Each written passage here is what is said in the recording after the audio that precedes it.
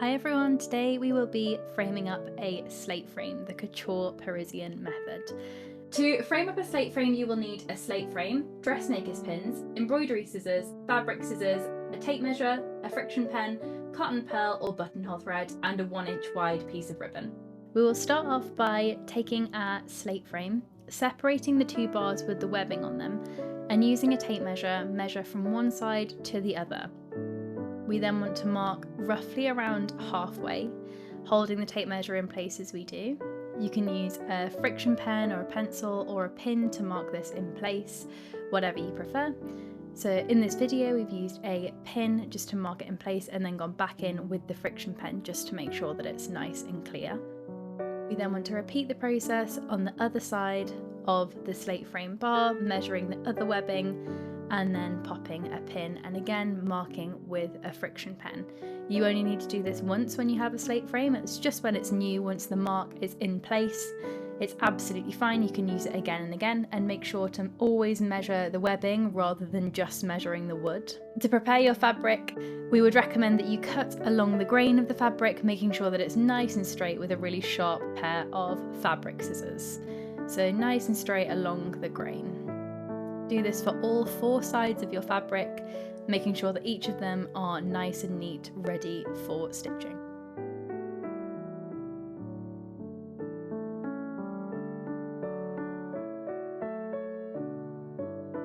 We then want to measure along the edge of one of the pieces of fabric, again making sure that we are getting that halfway point, and with that halfway point we then want to use a pin to mark the position on the fabric.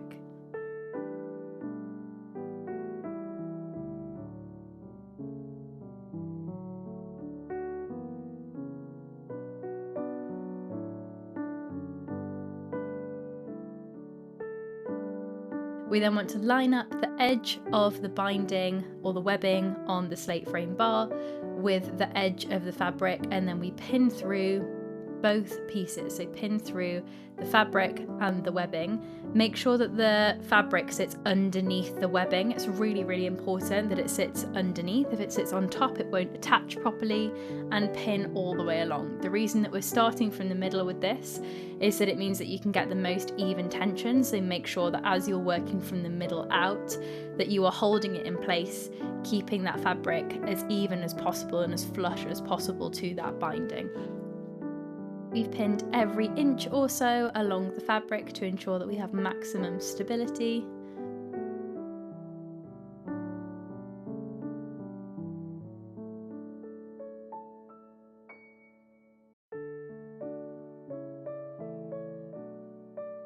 Repeat the process on the other side of the frame, pinning every inch and slightly stretching the fabric as you do, making sure it's nice and flush and you're stretching from the middle out, keeping that tension nice and even right to the edge of the fabric.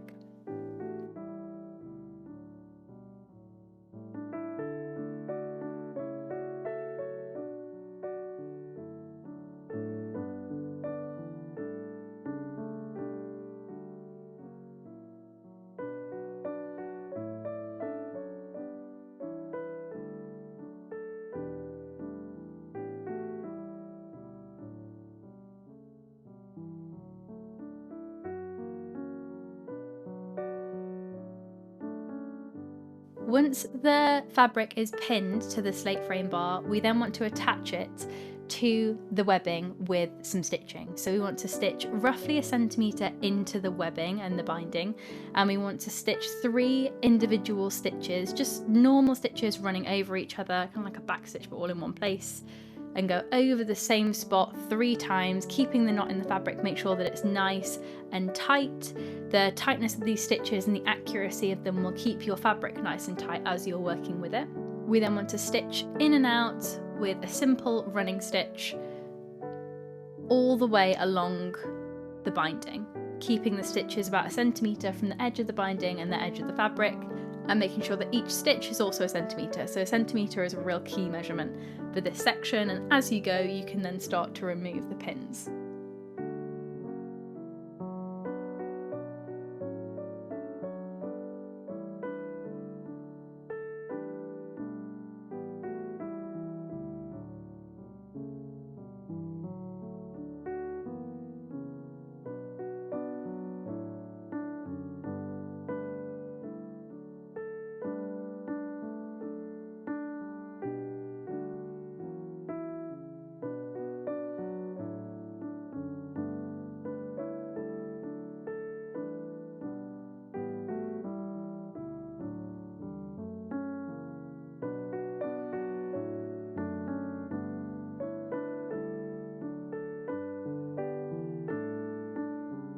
As you are stitching, make sure that you are keeping the stitching as accurate as you possibly can, making sure that you're working as flush to the fabric as possible. If you're noticing any puckers, make sure that you are smoothing those out as you go. You want this to be super flush, super neat, and so that the edge of the binding matches the edge of the fabric.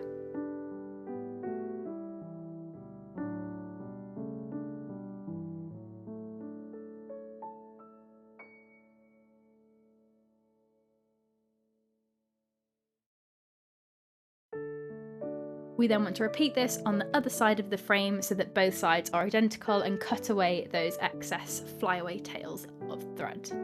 For this piece, we are working on a slightly smaller slate frame than we usually would in our atelier. In our atelier, we tend to use sort of 18 to 24 inches. This is a little bit of a smaller slate frame at 15 inches. So for this one, we are going to be rolling the fabric so that we have a small concentrated area in the center. You don't need to do this. It's completely up to you. If you do choose to do this, just make sure that you're protecting the sides of your slate frame with a little bit of tissue paper just to make sure that they are protected as you're working. So rolling them in, and then we will insert our perforated slats, which are the bits of the slate frame with holes in it, and we slide those into the slate frame at an even position. You want to roughly be aiming for the same number of holes on each side of the perforated slat so that when you look at it, it is symmetrical, and try and get it roughly in the middle as well.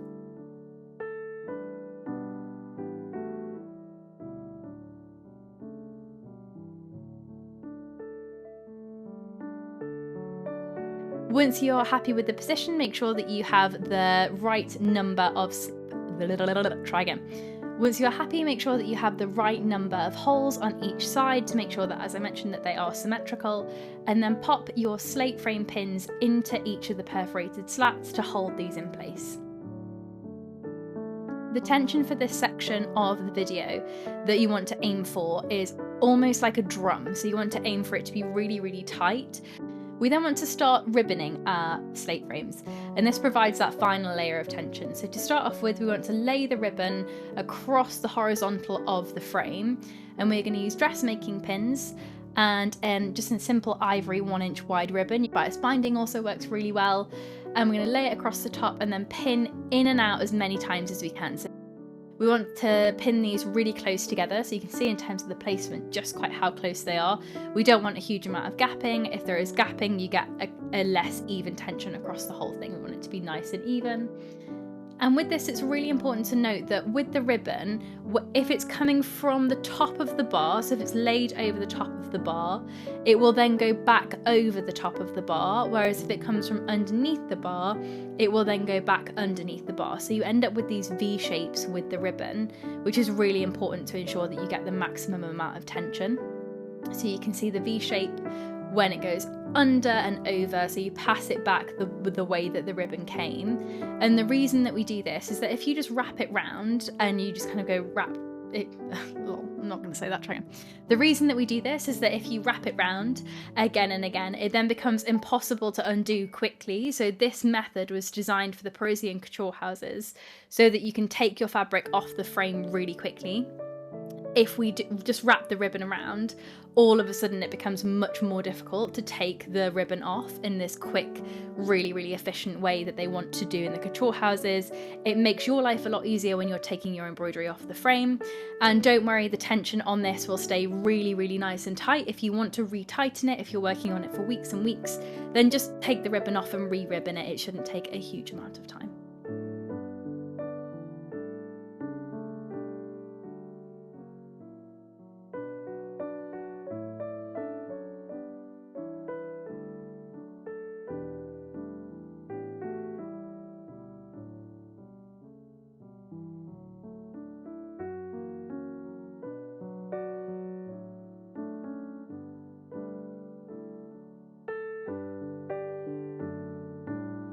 When you get to the end of the ribbon, lift the ribbon through the gap, do the final pin, and then you want to pin the ribbon to itself. So pin the ribbon to itself, make sure that everything is nice and tight, and at this point you should be seeing some serious tension in your fabric. You want it to be so tight that if you were to drop a penny on it, it would bounce right off.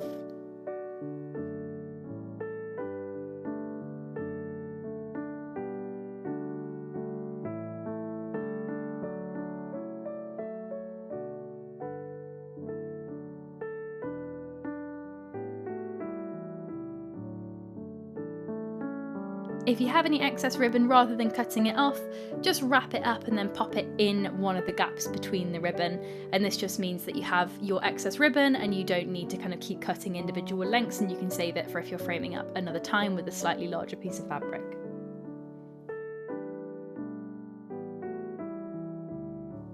Repeat the process on the other side, doing exactly as we did with the first side.